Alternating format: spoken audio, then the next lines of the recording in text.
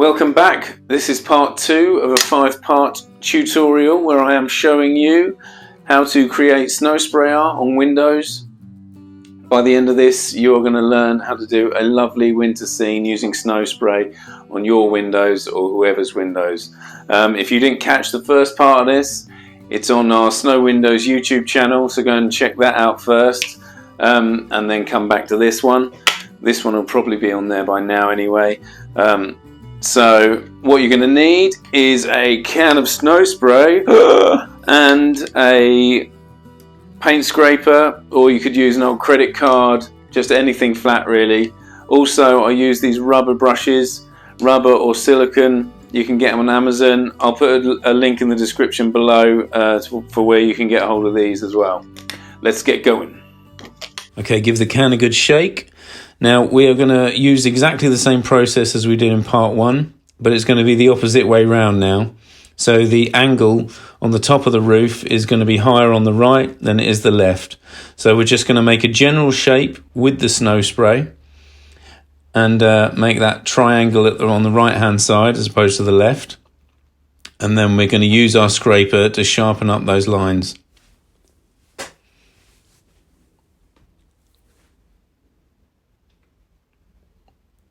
This is going to be a slightly different building from part 1's.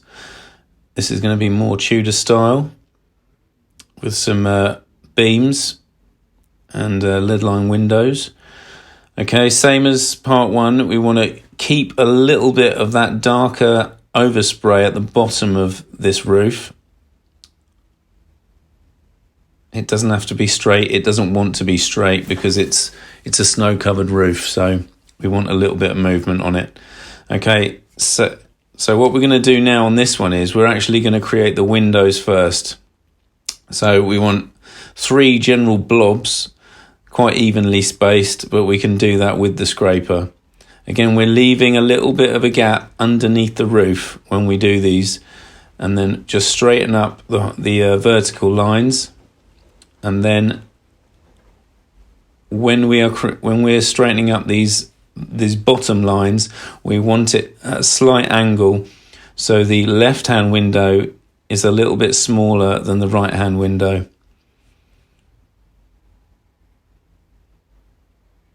Now what we're doing here with the scraper, we're just tapping the scraper down to create these little lines for the lead line windows. We're going to go one way diagonally and then we're going to go the other way diagonally. So we can't really achieve this if we'd sprayed the wall first. We're not going to be able to get this detail, otherwise you'd be etching into the wall as well. That's why we do the windows first on this. Okay, so take your time with that. You don't have to go as fast as me. And now we've got to be a little bit careful where we're spraying here, but we generally want to be under the windows and a little bit either side of them, but not really going near where the roof is. Okay, so, and we just pull that in with our scraper and then create our little line at the bottom, just like in the previous lesson. We don't want it to be straight because it's snow that's bunched up on the ground, so we just want that angle to be a little bit lower on the right than it is on the left. Again, the opposite of part 1. So now we're going to create those beams going down and across, and that's going to sharpen up the windows as well. Straight down.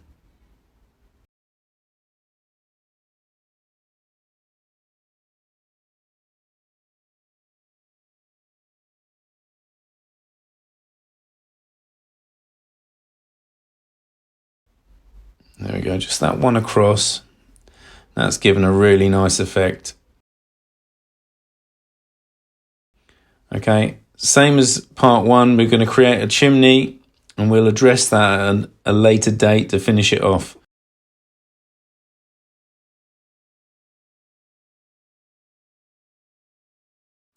And now we're going to give a light spray on the right hand side of the building on the shadowed part of the building. And we're going to continue the beams going across. Gives it a little bit of detail. Just adds to the effect that you've got a shaded part of the building, which is indicating that you've got a light source hitting both buildings from the inside. Okay, now we'll do our ground snow for this one. We're going to leave a gap between the other house and this one. Okay, just keep it light. Just general spraying, just really light spraying. You don't want to be too thick with it and solid lines. Just keep the can moving so that we're not getting anything really solid. Keep it about 20-30 centimeters away from the window. Okay, just in the general direction, just create that general shape, and then we use the scraper to create the shape that we want. So now we can create our pathway.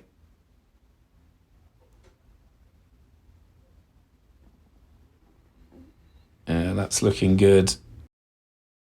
You can see how the overspray, where it's just fading away, really gives a lovely effect. So we don't want to lose that. We want to keep that. And now we'll sharpen up that shadow. And then again, like in part one, we're going to add some spray to the right-hand side of the building and then sharpen up that line. And that will give it some really nice depth.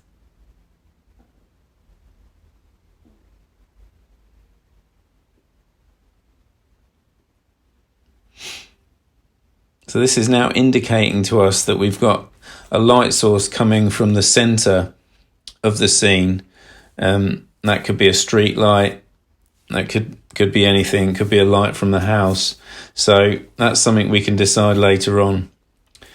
So for the fence here, very easy. We just use our scraper, just etch it in.